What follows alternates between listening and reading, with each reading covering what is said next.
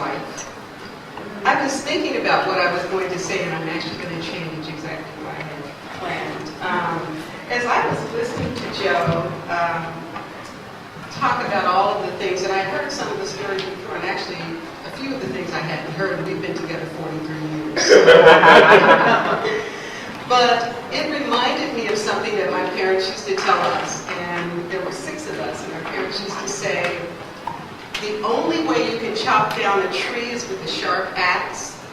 And so we were always encouraged to sharpen our axe. When we would ask, I would say, Mother, how do you spell, I don't know, contemplate? And is it with a K or is it with a C? And this is when we were a little kid. And we had all of the dictionaries in the house and all of the, I forget the abbreviated. I'm sorry? We had encyclopedias, but we had the Reader's Digest, whatever those abbreviated versions of books, and we had to read everything. We couldn't read Cliff's Notes, we had to read the books. And my parents were avid readers, and they would force us to read them, and then they would quiz us. And a lot of it was because I grew up in a very integrated neighborhood. And there were very, very few African Americans in high school that I went to, and so we always had to make sure that we, as my parents said, don't embarrass our family. So we never embarrassed our family. But with respect to the axe and sharpening the axe, I really appreciate what you said, Joe, about how you had to sharpen your axe, because I didn't come from the same kind of background. My parents had high school educations at least, and all of my brothers and sisters went to college. And so it just brings to mind how important it really is for us to encourage kids, young kids, if they really are the hope of our future, and we're always talking about that, we really do need to encourage the kids to get every single piece of information they can get, every bit of everything they can gather, but and a bit of knowledge as well.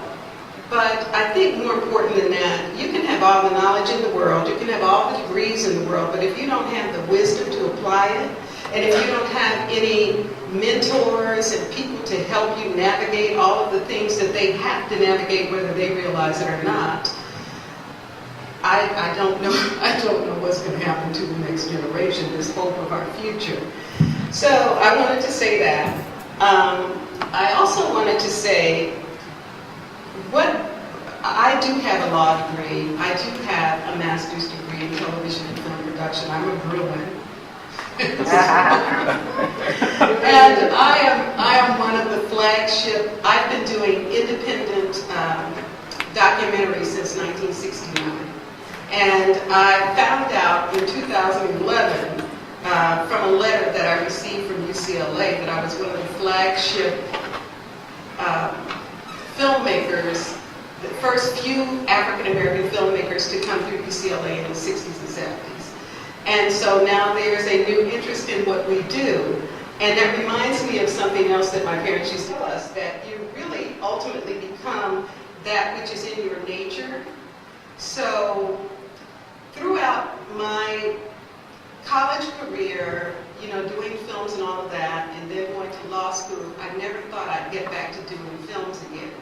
Then partially because, as my husband said, we had a son who was born with multiple disabilities, and so I ended up having to put my career on hold. I was also one of the first women to be an agent, an NFL, what do they call them? Contract advisors. And so I had to end up putting my career on hold for a number of years. First because we had a daughter who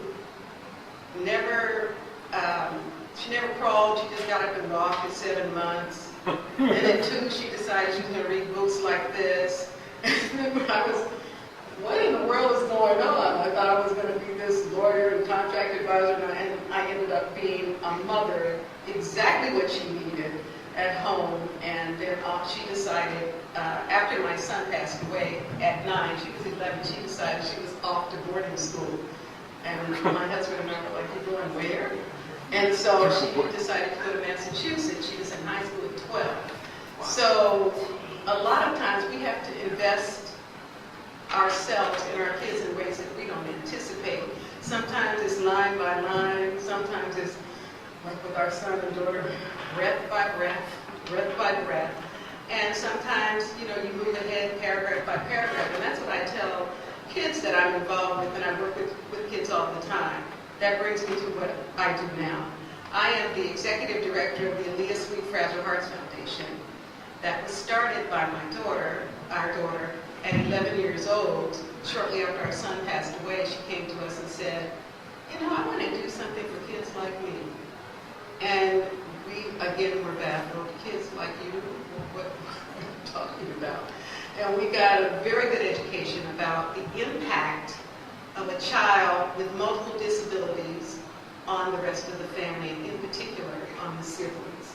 So our mission is to provide support and grant wishes for siblings and children with severe multiple disabilities. And so that's what we've been doing for the past 15 years. Our daughter ultimately came back home because she was forced home. She thought she was a West and East Coast kid. And Joe said, well, did you apply to any colleges in California since that's where we live? She had not. And ultimately went to Berkeley, and after Berkeley was a choral fellow, and then thought she was off traveling the world again, which she did for a while. But we convinced her to come back and to really bring us into the 21st century with the foundation that we started. So that's what we do. We have also solicited, actually several men in here to help us with a program that we have that is called Champions. It's not just about athletes, but it's also about athletes. It's also about students. It's also providing underrepresented kids with opportunities to interact with people who've done well, who can help mentor them, even if it's just for a day. So that's what our Champions program is about. We also have what is called the SIP Factor, and that is to provide siblings opportunities to interact with each other without feeling like they're different from everyone else. So in a nutshell, that's what we do. We're in the nonprofit sector, so like the pastor said, you really do have to have a heart for this kind of thing. Not only do you have to have a heart, you have to have money to carry out your programs. So we are actively working on ways to keep our programs going, and for 15 years we figured out a way to do it, but we're looking for better ways.